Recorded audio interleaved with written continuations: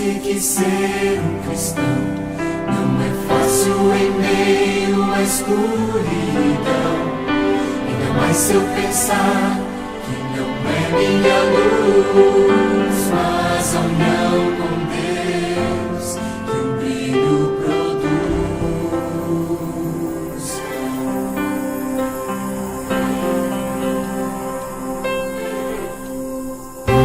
Às vezes parece difícil entender que o cristão é exemplo mesmo sem não querer.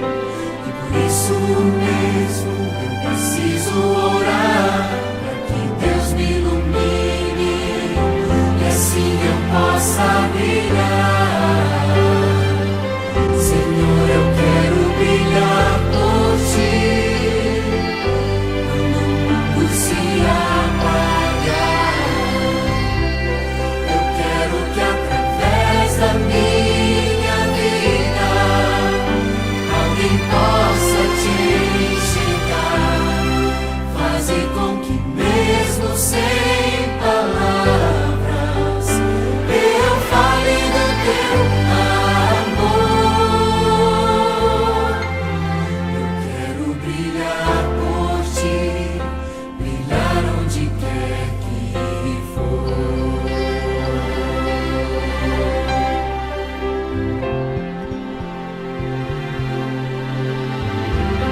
Às vezes eu temo que vou fracassar, pois eu sei que errei e continuo a errar. Mas a minha luz parece extinguir-se. Meu Deus, me dá força pra prosseguir.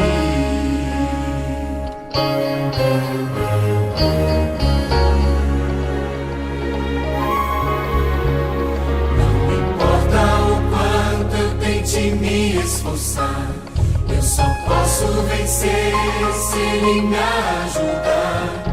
E quando percebo meu esforço é vão, e o que devo fazer é segurar Sua mão. Senhor, eu quero brilhar por Ti quando o mundo se apagar. Eu quero que através da minha vida alguém possa Te enxergar. Faze com que mesmo sem palavras eu fale do Teu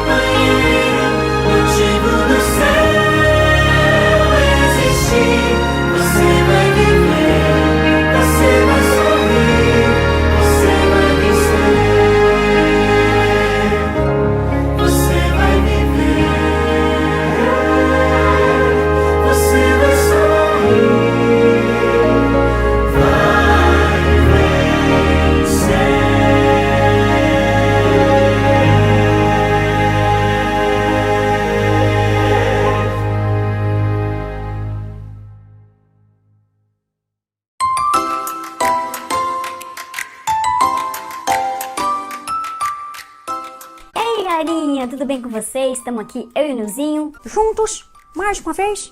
Você é meio estranha, né? Como o cartoon da Tia Moni. É, Mas tudo bem, né? tudo bem. E a gente vai continuar contando nos próximos vídeos histórias. Sobre o perdão. Isso mesmo. Mas antes de a gente contar a história de hoje, que vai ser uma história atual de perdão, Ah, a gente precisa ouvir o verso. verdade. Então vamos ouvir o verso do cartoon da Tia Moni falando, né? Você vai deixar eu falar hoje? Sim, vou deixar. Vou te dar essa chance. Tá bom então. Se souber, você pode falar junto também, tá bom? Pois se perdoarem as ofensas uns dos outros, o Pai Celestial também perdoará vocês. Mas se não perdoarem as ofensas uns dos outros, então o Pai Celestial não vai poder perdoar as ofensas de vocês. Mateus 6, 14 e 15. E aí, ô cartoon da Tia Moni, o que a gente vai contar hoje? Nós estamos durante esse mês falando sobre o que, Nilzinho? Sobre o perdão. Isso mesmo, sobre perdão. E nos próximos 2 vídeos, nós vamos estar contando aqui histórias atuais de pessoas que perdoaram. Ah, que legal. A gente vai contar então histórias que aconteceram há pouco tempo? Isso mesmo. Estão a fim de ouvir? Preciso contar pra vocês a história de um rapaz chamado Anderson Guimarães. Anderson Guimarães, tá, e aí? Ah, vamos lá. A vida do Anderson mudou desde que o pai dele resolveu sair de casa. Sair de casa? É, o pai de Anderson abandonou ele e os irmãozinhos dele e a mãe dele quando ele ainda era muito pequeno. Ah, Anderson conta, foi um final de semana bem triste. No domingo, a mãe de Anderson e seus irmãozinhos estavam indo para a igreja quando o pai disse: "Olha, quando vocês voltarem da igreja, eu não vou estar mais em casa." e aí, cartoon da Tia Moni, o que aconteceu? O que aconteceu foi que quando eles voltaram da igreja, realmente o papai não estava mais em casa. E aí? E aí, que Anderson tinha uma visão do seu pai de que ele era o melhor pai do mundo. E quando o pai dele abandonou a família, o Anderson não entendeu nada. Ficou muito frustrado, ficou muito decepcionado E também ele ficou... muito triste. Eu também ficaria muito triste, o cartoon da Tia Moni, porque, nossa, papai abandonar assim é muito ruim, né? É horrível. Sabe? E depois desse sentimento de vazio, veio também um sentimento de mágoa. Porque como é que o papai foi fazer isso, né, Nilzinho? Pois é, cartoon da Tia Moni, não dá pra entender, né? Não dá pra entender. Ele ficou tão triste que ele até reprovou na escola. Nossa, reprovou na escola? É isso mesmo, ele reprovou na escola. Ele só pensava assim: nossa, eu tô crescendo e meu pai não tá aqui comigo. Isso foi deixando o Anderson muito doente. Só que ele fazia vários exames e sabe o que dava? O que acontecia? Não acontecia nada. Ninguém descobriu o que ele tinha.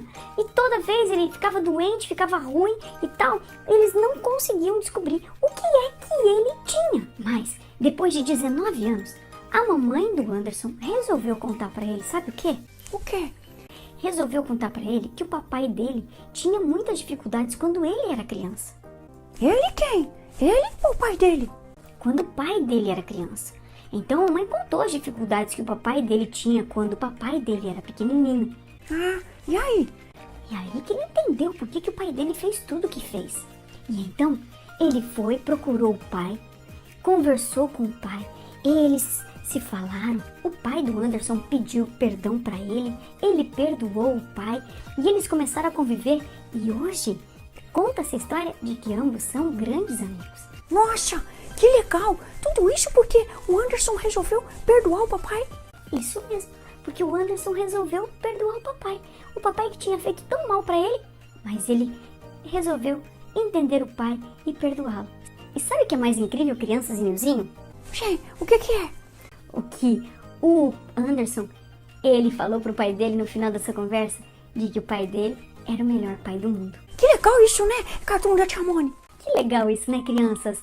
Olha só, as coisas melhoraram muito pra eles. Hoje, eles viraram melhores amigos. E sabe o que o Anderson fala? O que ele fala, o cartoon da Tia Moni? Ele fala que quando a gente tem algum problema, a gente precisa resolver com a pessoa. Conversar. Isso mesmo, conversar para resolver esse problema. E você, tem algum problema com alguém? Com alguém da família? Perdoe! Nós estamos o mês inteiro falando de Perdão. perdão. Então escolha perdoar. É isso aí. Escolha perdoar. Muito bem, crianças, eu quero convidar você agora para que você feche os seus olhos, para que a gente possa falar com o Papai do Céu. Fecha o olho aí. Querido Deus, nós queremos entregar a nossa vida em Tuas mãos mais uma vez e pedir que o Senhor nos ajude a perdoar aquelas pessoas que fazem mal pra gente. É isso que nós te pedimos em nome de Jesus. Amém. Amém. Então tá, pessoal. Foi muito legal estar com vocês aqui hoje. Juntamente com você, minha Cartoon da Tia Mônica. É isso aí, foi ótimo estarmos juntos. Então, até um próximo vídeo. Tchau.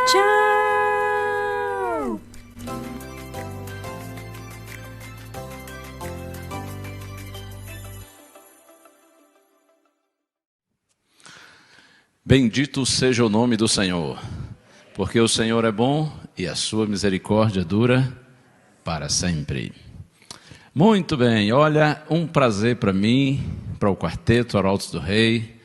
Nós formamos a equipe da Voz da Profecia. É uma alegria estar aqui com vocês mais uma vez, nessa igreja que é tão simpática, tão acolhedora.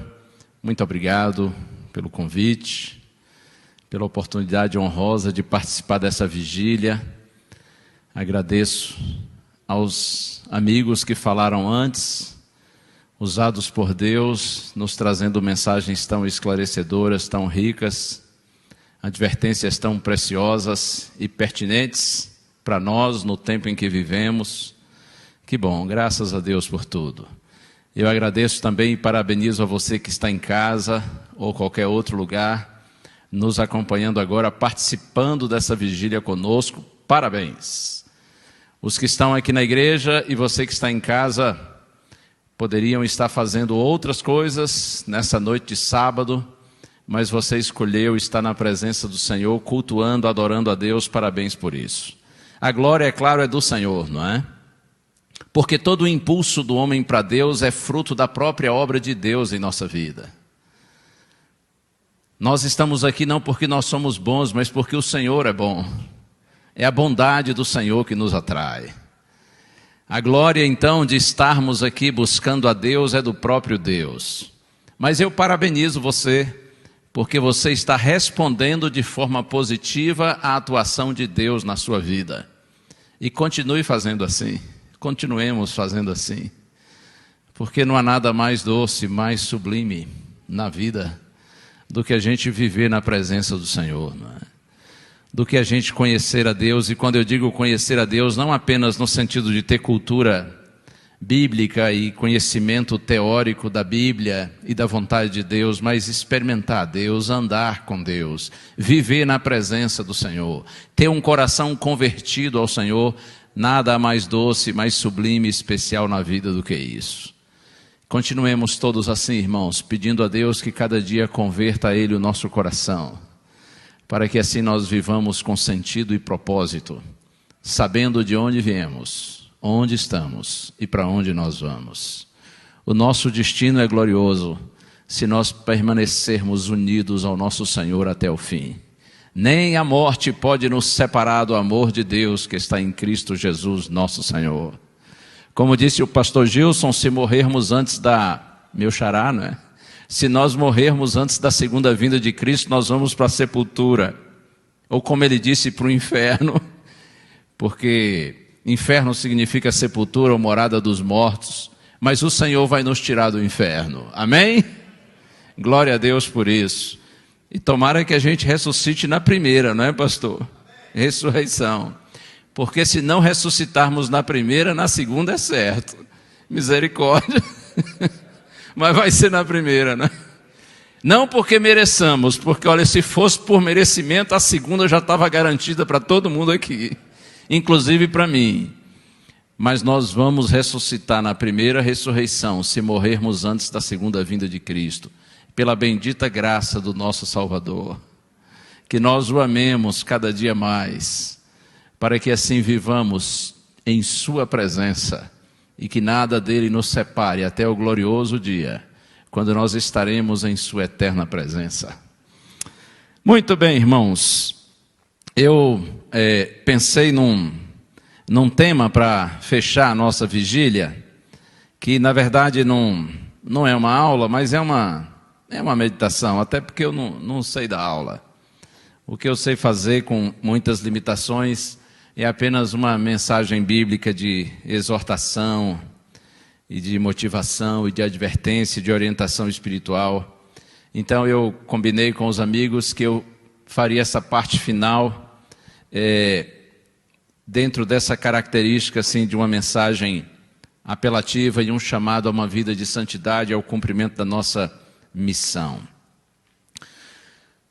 Nós, adventistas do sétimo dia, e não somente nós, mas os cristãos de maneira geral, mas eu me refiro aos adventistas do sétimo dia, porque Deus tem nos dado o privilégio de termos um conhecimento das profecias bíblicas que está além da compreensão da maioria dos cristãos. E eu não falo isso com nenhum sentimento de orgulho, de arrogância, até porque eu sei que essa compreensão que Deus nos dá é para compartilhar. É para nós repartirmos com outros filhinhos de Deus espalhados pelo Brasil e pelo mundo, que estudam a Bíblia, porém muitos deles não têm a compreensão que nós temos tido o privilégio de ter. Então, esse privilégio traz conosco, Deus envia para nós o privilégio e juntamente com ele a responsabilidade de compartilharmos o conhecimento bíblico que nós temos. Mas o fato é que, tendo o conhecimento que temos, nós não temos absolutamente dúvida alguma de que verdadeiramente nós estamos vivendo no tempo do fim. O cenário está se montando para que os últimos acontecimentos possam ocorrer e Cristo em glória se manifestar para buscar a sua igreja. Nós estamos no tempo do fim e o cenário está se montando para isso. Assim que começou a pandemia, eu vi alguém postando numa das redes sociais e falando sobre essa questão de que via a pandemia como mais um sinal do fim, e a pessoa na sua euforia colocou assim, em relação à segunda vinda de Cristo, a iminência da segunda vinda de Cristo, a pessoa colocou assim, é agora ou nunca. E eu li aquilo e pensei, está repreendido em nome de Jesus, porque se não for agora vai ser depois. Mas que história é essa de nunca, não é? Os ingleses gostam de dizer never say never, nunca diga nunca, especialmente nesse aspecto. A gente precisa cuidar, irmãos, com os extremos, com os alarmismos, com o sensacionalismo, com os exageros. É importante que estejamos empolgados, até porque quem conhece a palavra de Deus e tem segurança em Deus e consciência de que esse é o tempo do fim, não tem medo desse tempo. Até porque o fim desse tempo, com a segunda vinda de Cristo, significa o começo de um novo tempo para quem ama a Deus, não é? Então nós não temos que ter medo em relação ao tempo do fim. Pelo contrário, quanto mais próximo está esse dia, melhor. Quanto mais conscientes de que a nossa redenção se aproxima, então mais a gente se alegra. No entanto, essa euforia não pode nos levar para um extremo ao ponto de, como alguém que eu disse postou numa das redes sociais, agora ou nunca. Se não for agora, será em algum outro momento. Se não for em nossa geração, poderá ser na geração seguinte. O fato é que o Senhor virá. E Ele virá no momento certo, porque Deus sabe todas as coisas. Só que, se há um extremo do agora ou nunca, do alarmismo, do sensacionalismo, há um outro extremo, no qual às vezes eu vejo alguns cristãos, incluindo adventistas, que é aquele extremo de dizer assim, não, bobagem, está tudo normal.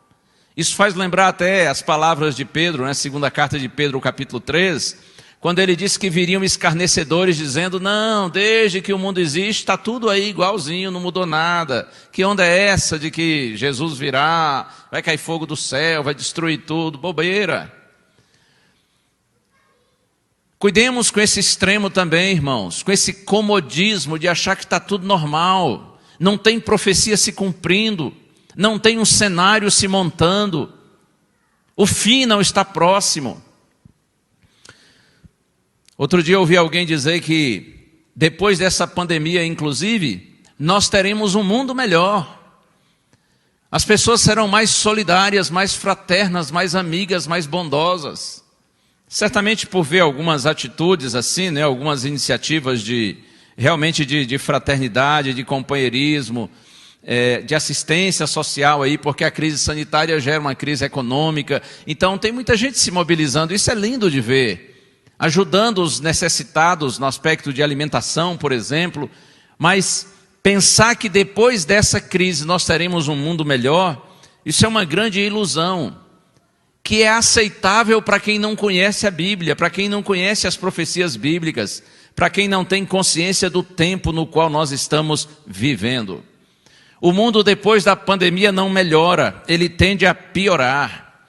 Eu sei que essa mensagem pode parecer desagradável e é politicamente incorreta, mas nós cristãos não temos o compromisso de dizer o que é agradável, nós temos o compromisso de dizer o que é bíblico. Nosso compromisso não é com o politicamente correto, mas com o biblicamente correto. E de acordo com a Bíblia, com a palavra de Deus, as coisas tendem a piorar. Mateus 24, verso 12. Esse muitos aqui conhecem de cor. Quando Jesus fazia o chamado sermão profético, relacionado aos eventos finais, os sinais que indicariam a proximidade da sua segunda vinda, Jesus disse assim: e por se multiplicar a iniquidade, o amor se esfriará de quase todos. Por se multiplicar a maldade, o amor se esfriará de quase todos. O amor a Deus e ao semelhante. Porque quando a gente se afasta de Deus, nós nos afastamos uns dos outros. Por se multiplicar a iniquidade, Jesus diz, o amor se esfriará de quase todos. Não se iluda. Após a pandemia, o mundo não vai melhorar.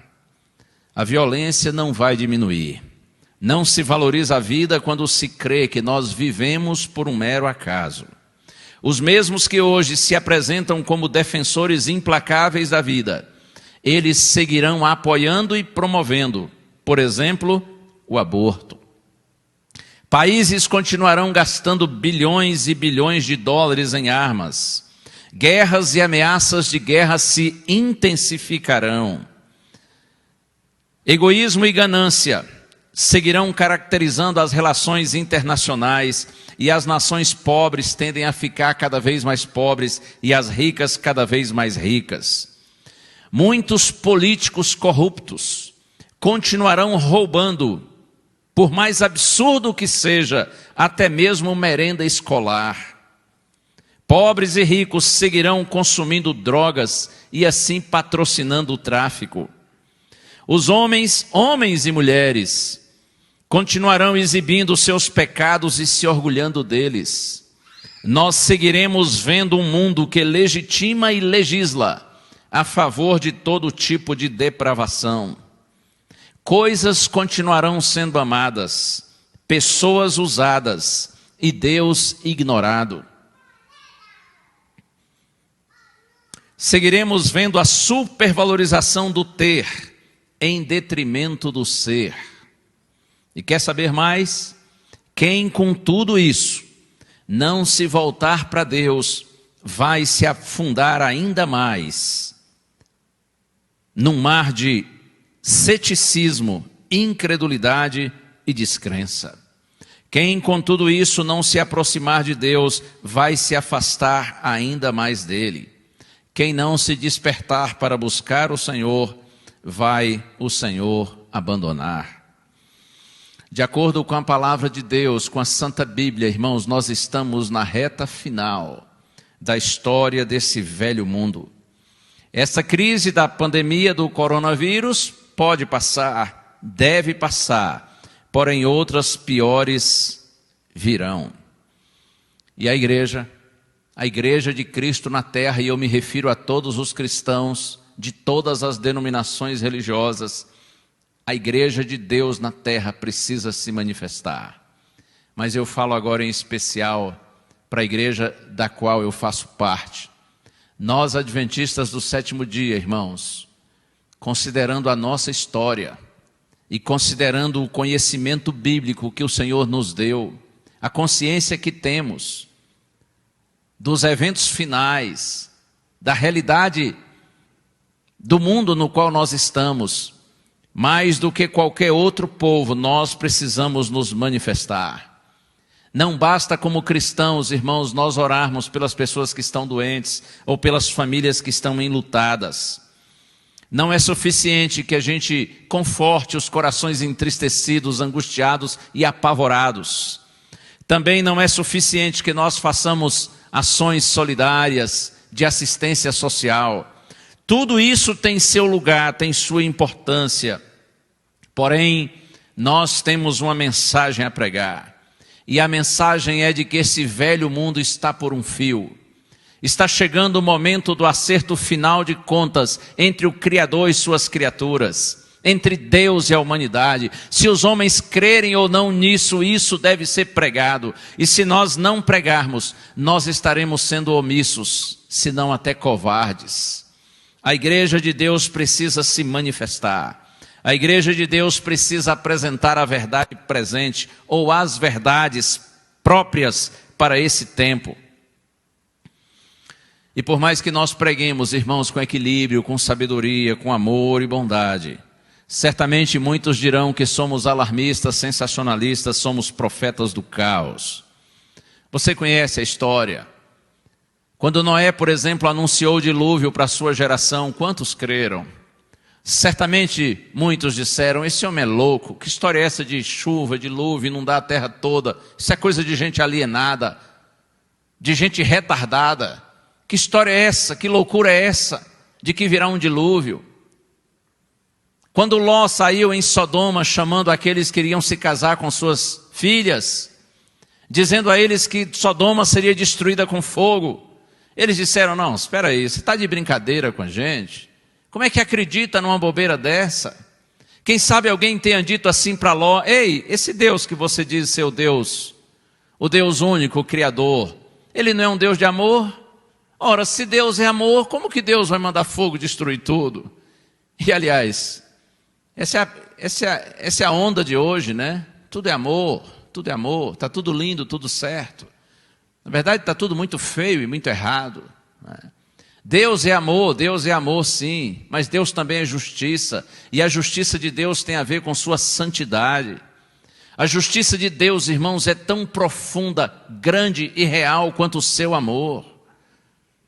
Nós, filhos de Deus, temos que nos manifestar e pregar a mensagem própria para esse tempo, quer os homens creiam ou não.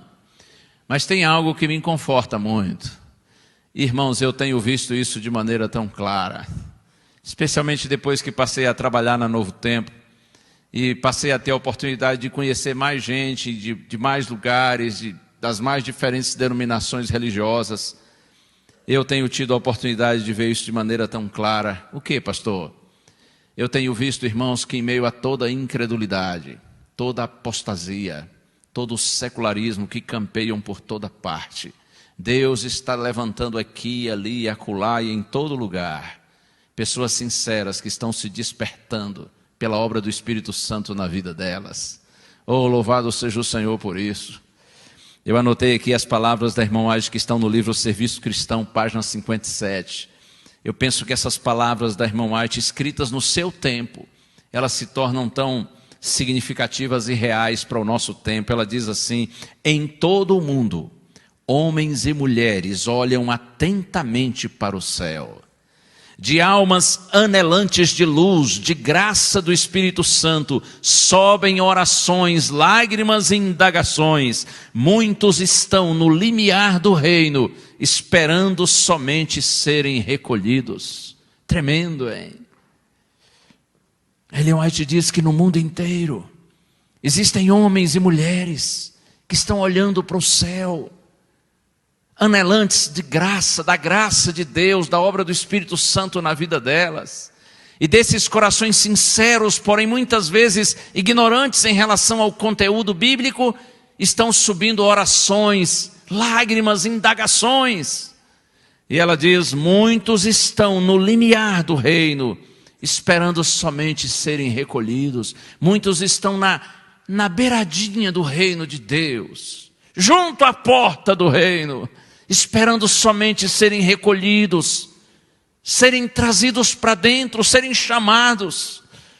Por isso, irmãos, apesar de todo o secularismo, toda a maldade, toda a impiedade, toda a licenciosidade, toda a incredulidade do mundo, nós não podemos nos calar. Nós precisamos continuar pregando, porque ainda há gente sensível à palavra de Deus. Ainda há gente que, se ouvir a mensagem que nós conhecemos, terá a atitude que nós temos tido. Receberão Cristo como Salvador, crerão na palavra de Deus e virão para o reino de Deus. Por isso a gente não pode parar de pregar. É verdade que o inimigo tenta nos calar, porque ele sabe que se nós pregarmos com conhecimento bíblico que Deus tem nos dado o privilégio de conhecer, corações sinceros serão tocados e atraídos para Deus. É por isso que o inimigo tenta nos calar. E aliás, eu sei que o inimigo sabe um outro aspecto importante relativo à nossa missão. É que quando a gente prega o evangelho para outras pessoas, nós não apenas damos a esses outros a oportunidade de virem para o reino de Deus, mas quando a gente prega o evangelho para outros, nós mesmos nos firmamos mais em Deus. Não é assim mesmo? Vocês já repararam que os mais missionários da igreja são também os crentes mais vivos, mais alegres, mais fervorosos, mais vitoriosos? Porque uma coisa boa puxa a outra. Quando você leva Deus para outros, você recebe Deus para si. E quanto mais você tem Deus, mais você compartilha Deus.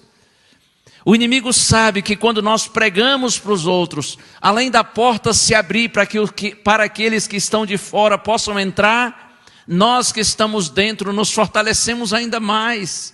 É por isso que ele tenta calar a igreja, mas em nome de Jesus ele não nos calará. O Senhor disse que as portas do inferno não prevalecerão contra a sua igreja. Oh, aleluia, glória a Deus por isso. Jesus disse assim: o evangelho do reino será pregado em todo o mundo, em testemunho a todas as nações, então virá o fim. Se Jesus disse que o evangelho do reino será pregado em todo o mundo, então o evangelho do reino será pregado em todo o mundo. Porque a palavra do Senhor é fiel e o seu testemunho é verdadeiro. O inimigo tenta nos calar, mas ele não nos calará. Em nome de Jesus, a igreja do Senhor continuará cumprindo sua missão, até que a nossa vitória, a vitória de Deus e do seu reino, seja vitória plena, definitiva e irreversível. Outro dia eu estava lendo no livro Grande Conflito, página 512, umas palavras da irmã White que eu acho tão bonitas, falando a respeito da igreja nos momentos finais da história, quando nós estivermos dando ao mundo o chamado alto clamor, quando estivesse cumprindo Apocalipse 18, verso 1, quando diz que a terra se encherá com a glória de Deus. Você compreende? Quando o último chamado estiver sendo dado à humanidade, a igreja terá recebido a porção abundante, transbordante do Espírito Santo para testemunhar, que a gente chama de chuva serôdia. Então, nesse momento da história, Ellen White diz assim, é Grande Conflito 512, servos de Deus, com o rosto iluminado, a resplandecer de santa consagração, irão de um lugar para o outro para proclamar a mensagem do céu. Por milhares de vozes, em toda a extensão da terra, será dada a advertência. Pense nisso. Servos de Deus, com o rosto iluminado. Lembra de Moisés, quando comparecia diante do Senhor e saía dali com o rosto iluminado? Você lembra da história de Estevão, o primeiro mártir cristão? Atos capítulo 7, quando estava diante dos inimigos da igreja, do Sinédrio, o tribunal dos judeus, anunciando o evangelho. A Bíblia diz que aqueles inimigos olharam para ele e viram que ele estava com o rosto como se fosse rosto de um anjo. Ellen White diz assim, servos de Deus, com o rosto iluminado, a resplandecer de santa consagração. A presença do Espírito Santo, irmãos, na igreja, será tão real, tão poderosa, tão abundante, transbordante, ao ponto do nosso rosto ficar iluminado pela glória do Senhor. Servos de Deus com o rosto iluminado, resplandecendo de santa consagração, irão de um lado para o outro, diz Ellen White, proclamando a mensagem do céu. E por toda a extensão da terra será dada a última advertência. Oh, louvado seja o Senhor! Já pensou se essa profecia se cumprir em nós? Eu não sei, às vezes eu fico pensando assim, acho que eu não vou dar conta não. Porque o tempo passa muito rápido, não é? Outro dia eu era um garoto pregando, um pastorzinho jovem de 21, 22, 23 anos. Hoje eu já sou um coroa de 55. Verdade que não parece, não é? Parece uns 65. Mas passou tão ligeiro. E às vezes eu fico pensando, será que, Senhor, que essa profecia vai se cumprir em mim? Não sei. Mas eu olho e penso assim, Senhor, se não em mim, nas minhas filhas. Se não nas minhas filhas, nos meus netos. Mas, irmãos, vai chegar um momento quando uma geração viverá estas palavras ditas pela irmã White. Vai viver Apocalipse 18, verso 1. Quando Deus nos usará de uma maneira extraordinária, nunca vista, para que a terra inteira seja iluminada com a glória do Senhor. Esse é o último chamado de Deus aos pecadores. Esse é o clímax da luta entre o bem e o mal. Essa é a hora decisiva. Eu me lembro quando eu estava me preparando para estudar teologia, e eu me despedi da minha igreja, Vitória da Conquista, lá no interior da Bahia. Eu tinha 17 anos. Eu tinha passado no vestibular para a teologia do UNASP de São Paulo. E eu estava assim, eufórico. O coração, confesso que estava dividido, porque eu ia deixar meus pais, meus irmãos, eu nunca tinha saído da minha casa. Eu ia deixar a minha igreja, os colegas, amigos. Mas, por outro lado, eu estava assim muito eufórico de estudar teologia, me tornar um pastor. E eu me lembro que num sábado à tarde eu me despedi da minha igreja. Foi um culto jovem, e o pessoal me disse umas palavras bonitas e tal, foi emocionante. Aí depois do culto, abracei todos os amigos da igreja, os irmãos que foram ao culto jovem. Aí, quando eu estava andando para minha casa, um irmão da igreja me acompanhou. Um senhor que na época devia ter uns 50 anos, mas eu o via como um homem idoso. Vocês sabem que é assim, né? A gente, quando é pequeno, é muito bobo. A gente olha para um cinquentão e pensa que já é um velhinho gagá caindo aos pedaços. Eu sei que eu olhava para aquele irmão de uns 50 e pensava que ele era um velhinho. Hoje eu sei que ele era um jovem. Eu sei que eu fui andando para casa. E ele me acompanhou, o irmão Isaurino Borges. Ele faleceu, deve ter uns 5 anos, talvez. Ele me acompanhou, ele era um ancião da igreja, um líder da igreja, muito consagrado. Ele gostava de dar conselhos para os jovens. E ele vivia o que pregava. Por isso ele tinha muita autoridade. Uma autoridade conquistada não pela função, mas pela vida. Vocês sabem que é assim, não é? A autoridade legítima se constrói, não é pelo cargo, pela posição, mas pelo testemunho, pela vida. E o irmão Zaurino me acompanhou. E nós fomos andando, ele me deu muitos conselhos. E quando nós chegamos em frente da minha casa, ele ia seguir para a casa dele. Ele me olhou nos olhos e, como quem profetiza, ele me disse assim: Gilson, eu creio que você vai pastorear a igreja que passará pela grande tribulação e verá Jesus voltando. Oh, eu achei isso tão lindo. Por isso que eu tenho essas palavras guardadas na minha mente, no meu coração. Ele disse: eu creio que você vai pastorear a igreja que passará pela grande tribulação e verá Jesus voltando. Eu não sei se as palavras dele se cumprirão de fato na minha vida, mas uma coisa eu sei: que se eu viver nesses dias, quando os servos de Deus terão o rosto iluminado, Deus sabe que essa é a minha oração, que Ele me ajude a não abandonar a sua igreja. Porque ainda que esse seja um tempo glorioso para a pregação do Evangelho, esse será também um tempo tremendamente difícil, de provas para o povo de Deus. Por isso eu clamo a Deus e peço que, se Ele der a mim e a você o privilégio de vivermos nesse tempo, que Ele nos dê a força para permanecermos leais à sua causa, a bandeira do Evangelho, custe o que custar, aconteça o que acontecer. Servos de Deus com o rosto iluminado a resplandecer de santa consagração, irão de um lado para o outro para proclamar a mensagem do céu. Por milhares de vozes em toda a extensão da terra será dada a advertência. Eu quero mencionar 2 textos bíblicos para já seguir para o final. O primeiro está em Josué capítulo 3, verso 5. Esse é um verso conhecido, deixe-me ler com os irmãos. Eu disse... Livro de Josué, capítulo 3, verso 5. Vocês sabem que depois que Moisés morreu, Josué foi chamado por Deus para liderar o povo de Israel. Esse povo saiu do Egito em direção a Canaã e por conta da incredulidade deles, peregrinaram pelo deserto durante 40 anos. No final do êxodo, Moisés morre e Josué é levantado por Deus para liderar o povo. E aqui... Josué capítulo 3, verso 5, quando eles estão acampados nos limites da terra prometida, para vencerem os habitantes daquela terra que já tinham transbordado a medida da iniquidade, ou seja, tinham rejeitado todos os apelos de Deus e eles agora seriam vencidos e o povo de Israel dominaria a terra.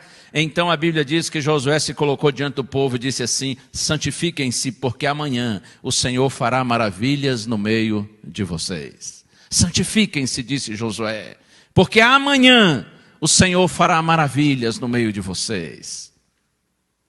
Santifiquem-se. O que é santificar-se? De maneira simples e direta, irmãos, santificar-se é afastar-se do mal e aproximar-se do bem. Santificar-se é separar-se daquilo que é contrário a Deus e aproximar-se da vontade de Deus. Santificar-se é viver no centro da vontade de Deus.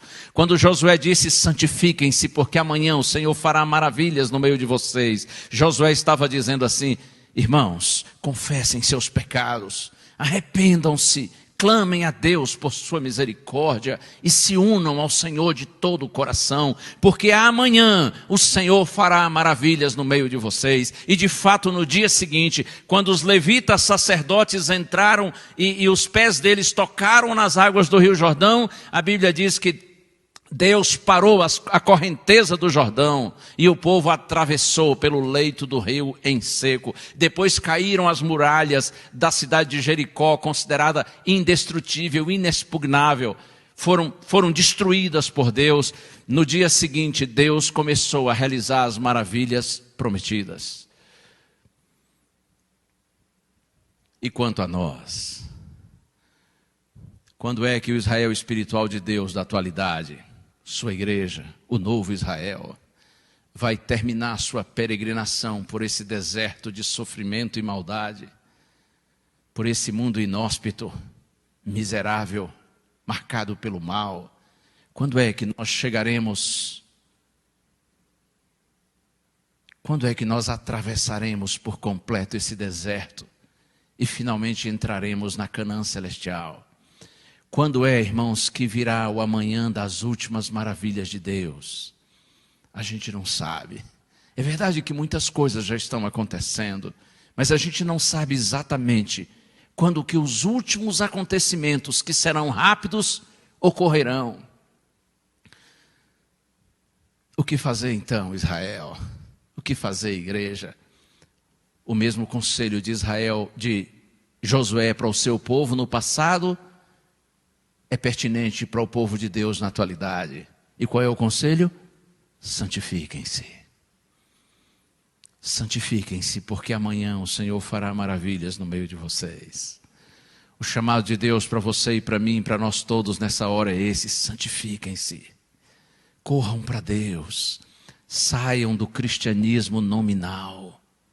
Saiam do adventismo meramente teórico. E vivam uma experiência real de consagração, de conversão, de rendição a Deus. Santifiquem-se, porque amanhã o Senhor fará maravilhas no meio de vós. O outro texto que eu disse que ele citaria é Romanos capítulo 13, versos 11 a 14. Palavras do apóstolo Paulo.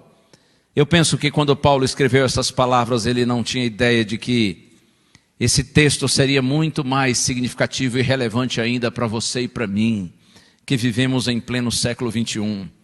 Romanos 13, a partir do verso 11, digo isto a vocês que conhecem o tempo, já é hora de se despertarem do sono, porque a nossa salvação está agora mais perto do que quando no princípio cremos. Vai alta a noite e vem chegando o dia. Deixemos, pois, as obras das trevas e revistamo-nos das armas da luz. Vivamos dignamente como em pleno dia, não em orgias e bebedeiras, não em imoralidades e libertinagem, não em discórdias e ciúmes, mas revistam-se do Senhor Jesus Cristo e não façam nada que venham a satisfazer os desejos da carne. Paulo diz, eu digo a vocês que conhecem o tempo. Aqui ele não está falando do clima, se está frio, se está quente. Paulo não está falando do tempo no sentido geral. Ele está falando do tempo específico. Ele está falando do tempo do fim. Eu digo a vocês que conhecem o tempo. E quem mais conhece o tempo tanto quanto nós, adventistas, temos o privilégio de conhecer. Eu digo a vocês que conhecem o tempo. Já é hora de vocês se despertarem do sono. É evidente que ele está falando aqui do sono espiritual, da letargia, do marasmo, da indiferença, da mornidão espiritual. Já é hora de se despertarem do sono, porque a nossa salvação está agora mais perto do que quando no princípio cremos. Porque está chegando o grande dia da libertação, da glorificação da igreja, da vitória completa. Ei, despertem-se, diz Paulo, do sono, porque está chegando o dia, está chegando a hora. A nossa salvação está agora mais perto do que quando no princípio cremos. A minha salvação está mais perto do que quando eu, garoto de 11 anos, entendi que Jesus voltaria e recebi Jesus como meu Salvador. A sua salvação está agora mais perto do que quando você acreditou, quando você conheceu e recebeu essa mensagem pela primeira vez. Então não é hora de dormir, é hora de estar acordado, vigilante, atento. Irmãos, diz Paulo, acordem. Despertem-se do sono, porque a nossa salvação está agora mais perto do que quando no princípio nós cremos. Ele diz assim, vai alta a noite e vem chegando o dia. A noite, a escuridão, a maldade, a injustiça, o mal e o pecado estão chegando ao final. Vai alta a noite, está chegando o dia, está chegando a luz, a libertação, a justiça, a paz. Está chegando o dia. O império das trevas está ruindo e o reino da luz está se erguendo. Oh, glória a Deus! Vai alta a noite e vem chegando o dia, diz Paulo. Agora, tendo consciência disso, deixemos as obras das trevas e revistamo-nos das armas da luz. Não basta crer que Jesus virá, e virá logo. É preciso preparar-se para esse dia, para o encontro com o Senhor. Não basta ter esperança, é preciso esperar, preparando-se para o encontro. Por isso ele diz, deixemos as obras das trevas e revistamo-nos das armas da luz. Vivamos como em pleno dia, porque nós somos o povo do dia e não da noite. Nós somos o povo da luz e não da escuridão. Vivamos como em pleno dia, não em orgias e bebedices, não em imoralidades e libertinagem, não em discórdias e ciúmes, mas revistam-se do Senhor Jesus Cristo e nada façam que venha a satisfazer os desejos da carne. É tempo de ser mais espiritual.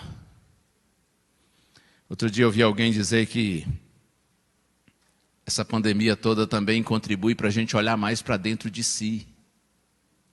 No sentido assim de que essa crise contribui para nós nos tornarmos assim pessoas mais conscientes, dando valor ao que tem valor, priorizando o que é importante. Ei, essa reflexão é boa.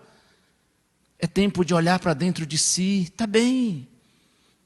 Os momentos difíceis contribuem para a gente crescer, amadurecer, aprender, se nós tivermos sabedoria de tirarmos lições positivas das crises. Essa reflexão está boa, mas eu penso que é uma reflexão ainda melhor. Não é tempo apenas de olhar para dentro de si, é tempo de olhar para cima, para o céu, para Deus. Até porque quanto mais você olha para Deus, mais espiritual você se torna, também mais humano você é. Porque na reflexão se dizia assim: olhe para dentro de si e você será mais humano. Pois eu digo, olhe para o céu e você será mais espiritual. E todo aquele que verdadeiramente é espiritual torna-se mais humano, mais solidário, mais sensível. Eu gosto de pensar, irmãos, que quando a gente vê a Deus, nós nos vemos e vemos as pessoas com os olhos de Deus. E como é bom quando a gente se vê e vê os outros com os olhos de Deus, não é? Quando você se vê com os olhos de Deus, você percebe sua indignidade. E você não fica se sentindo mais santo e mais crente do que os outros. Você não se torna um crente arrogante porque se considera consagrado. Isso é um contrassenso, isso é um paradoxo. Quando você verdadeiramente vê a Deus, você se vê com os olhos de Deus. E se vendo com os olhos de Deus, você percebe como você é indigno. Mas ao mesmo tempo, quando você se vê com os olhos de Deus, você percebe o quanto você é querido. Se vendo, quando nós nos vemos com os olhos de Deus, nós descobrimos que somos as coisas mais fofinhas do mundo. Não porque sejamos de fato, mas porque é assim que Deus nos vê. Porque nós somos seus filhinhos. É verdade que fraquinhos fazem tanta besteira, mas são tão amados, jamais deixarão de ser. Quando você se vê com os olhos de Deus, você vê sua indignidade, mas você também percebe o seu valor. E quando você vê as pessoas com os olhos de Deus, acontece o mesmo. Você não se ilude com elas, não se ilude com o mundo, mas você não deixa de amar as pessoas. Porque você sabe que todos aos olhos do Pai são seus filhinhos e suas filhinhas. E os mais errados são os que precisam de mais amor, para que sejam conquistados pelo amor de Deus, revelado por nosso intermédio, e assim venham para os braços do Pai. Deus nos abençoe. Eu pensei em contar uma história, mas vou deixar para outra vez, porque o tempo já está avançado e eu estou vendo que alguns aqui já estão lutando contra o sono. É assim, não é? Afinal de contas, nós somos crentes, mas somos de carne e osso, não é? Deus abençoe você que está aqui na igreja, você que está em casa. E o meu apelo para você nessa hora, em nome de Jesus, é: mantenha firme a sua fé. Porque aquele que vem, virá e não tardará. O controle da história, irmãos, ainda está nas mãos do Senhor da história. O domínio do mal é apenas temporário e aparente. O controle eterno está nas mãos daquele que é eterno. Mantenhamos firmes a nossa fé. Amigos, podem vir. Mantenhamos firmes em nossa fé, santificando-nos cada dia mais ao Senhor e anunciando a mensagem de salvação, porque a porta ainda está aberta e há salvação para todos quantos queiram. E no momento certo, nosso Senhor se manifestará. Mas enquanto Ele não vem, a gente segue esperando. E Deus, pelo Espírito e pela Palavra, vai colocando em nosso coração a certeza de que se não hoje ou amanhã, mas Ele virá. Como é que é? Um dia ou dois depois de amanhã? Quem sabe um dia ou dois depois de amanhã. Deus inspirou o pastor Jader para escrever essa mensagem tão linda. Das músicas mais recentes do quarteto, essa eu confesso que é a que eu mais gosto. Ouça essa canção linda. Deixe Deus seguir falando ao seu coração e renovando a sua esperança e a sua certeza de que um dia, irmãos, nós entraremos pelos portões sagrados da Canaã celestial, pela bendita graça do nosso Senhor, porque Ele está vindo para buscar a sua igreja. Amém.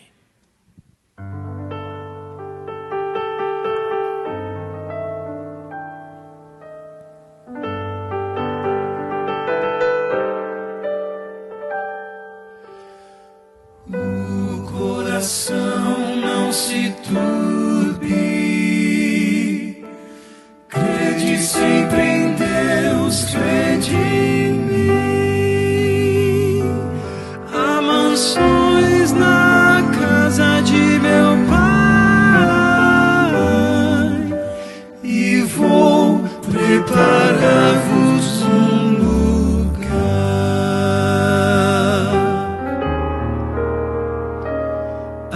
As palavras de Jesus ainda ecoam no universo e dentro do meu coração. Foram ditas pelo Mestre há tanto tempo, mas são tão incrivelmente atuais. Quando vejo as notícias, vejo o mundo quase a ponto de se desintegrar. Eu me lembro da promessa tão preciosa de que Cristo muito em breve vai voltar. Mas enquanto Ele não vem, sigo esperando. Enquanto Ele não vem, sigo com fé. Levanto os meus olhos para o alto. O meu coração me diz, Ele está vindo. E vivo os meus dias pensando, pode ser hoje, pode ser hoje. Talvez um dia ou dois depois de amanhã. O que importa saber é que Ele volta e vem pra recolher os que já são seus.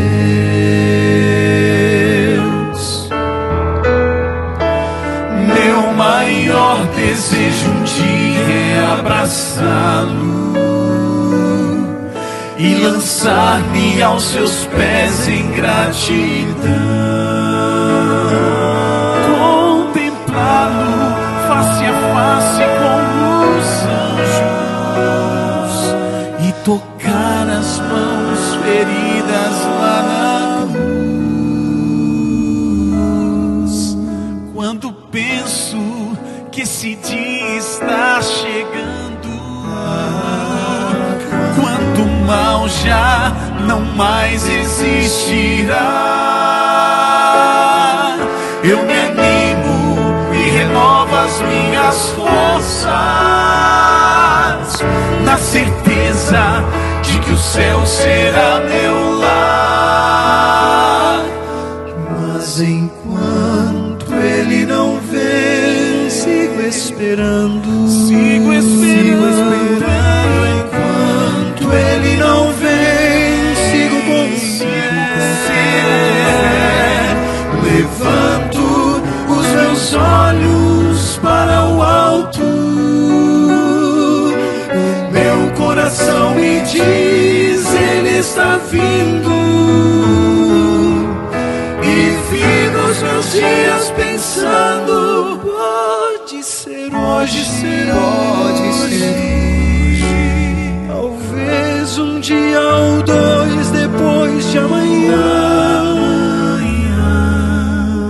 O que importa saber é que Ele volta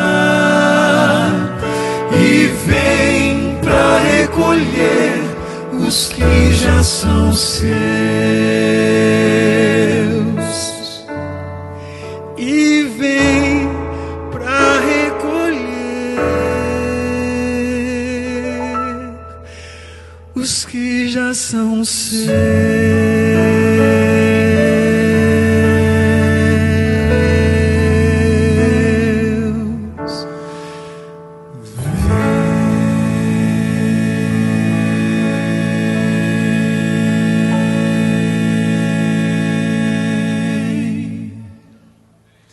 Amém. Vem com certeza. Foi Ele quem disse que virá. E se Ele disse, assim será. Deus não é homem para que minta. No momento certo Ele virá. E quem viver, verá. Mas quem já morreu, também verá. Porque vai ressuscitar. Todos os filhinhos de Deus, de todos os tempos e lugares, serão levados à presença do Senhor, e Ele enxugará dos nossos olhos toda lágrima. E já não haverá mais pranto, nem luto, nem clamor, nem morte, nem dor, porque Deus fará novas todas as coisas. Você quer nessa hora dizer: Senhor, eis-me aqui, eu te peço, ajuda-me, Senhor, a viver em santidade na Tua presença. Ajuda-me a pregar essa mensagem. E ajuda-me, Senhor, a manter firme a bendita esperança.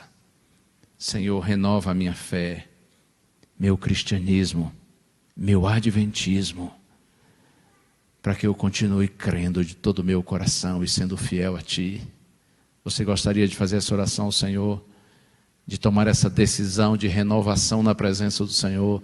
E talvez alguém que esteja aqui, que não é membro ainda, batizado da igreja, você quer nessa hora dizer: Senhor, eu me entrego, eu me rendo, eu quero também ser discípulo Teu. Se esse é o seu desejo, levante-se agora, em nome de Jesus. Amém. E você que está em casa, o convite é para você também. Mesmo estando aí em casa, levante-se também agora. Um dia eu estava assistindo um sermão pela internet. Foi um sábado desses lá em casa. E aí o pastor, no final, era um sermão ao vivo. E o pastor fez um apelo para quem quisesse se entregar, renovar a vida, se levantasse. E ele disse assim: você que está em casa também. E aí a minha esposa passou algumas vezes ali perto da TV e tal, viu que eu estava assistindo o sermão. Mas quando ela passou no final, ela viu que eu estava em pé em frente da TV. E ela disse assim: o que aconteceu? Eu disse: psst. O pastor fez o apelo e eu aceitei. E eu estou aqui atendendo o apelo. Não me atrapalha não. Você que está em casa, se tem alguém perto aí e acha estranho você ficar em pé diante do computador, do celular, da televisão, não liga não. Levanta e fica em pé em nome de Jesus. É um ato simples, mas é o seu jeito de, mesmo sem palavras, dizer: Senhor, estou aqui. Sou um pobre pecador, mas eu me rendo. Eu clamo pelo Teu perdão, Senhor, pela renovação da minha experiência cristã, pela renovação da minha convicção como adventista, para que eu viva e pregue o Evangelho. Deus abençoe você. Todos nós vamos orar. Pai querido,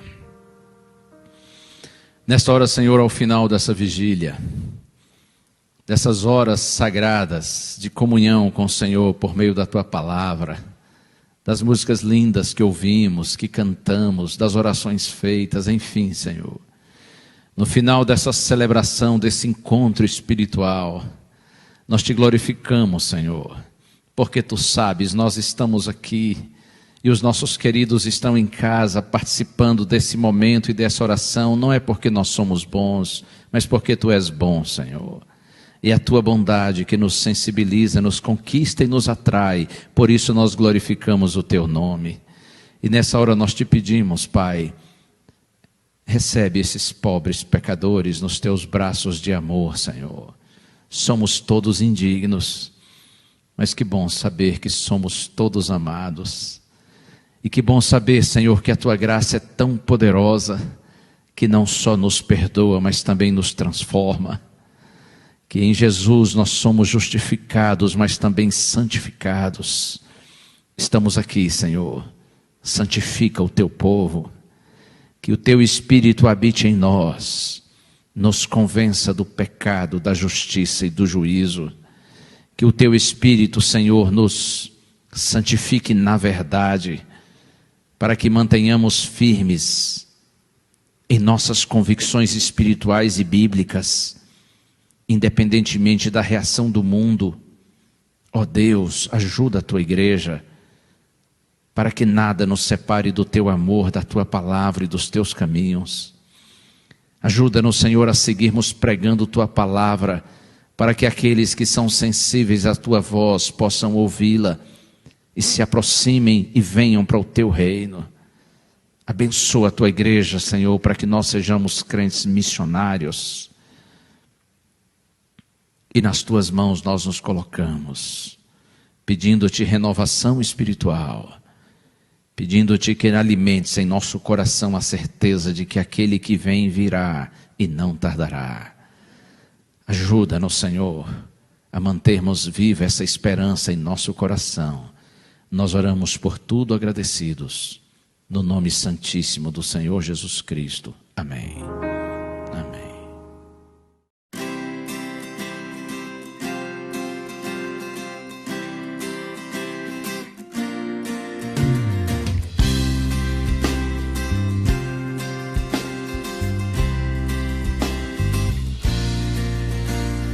Venha, ó Senhor, em mim habitar, pois quero ser templo teu.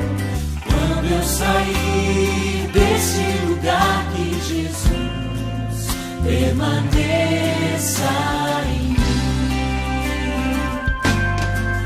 Permaneça em mim. Permaneça em mim. Permaneça em mim, meu Senhor, permaneça em mim. Venha, Senhor, em mim habitar, pois quero ser templo teu. Quando eu sair deste lugar, que Jesus permaneça em mim. Permaneça em mim.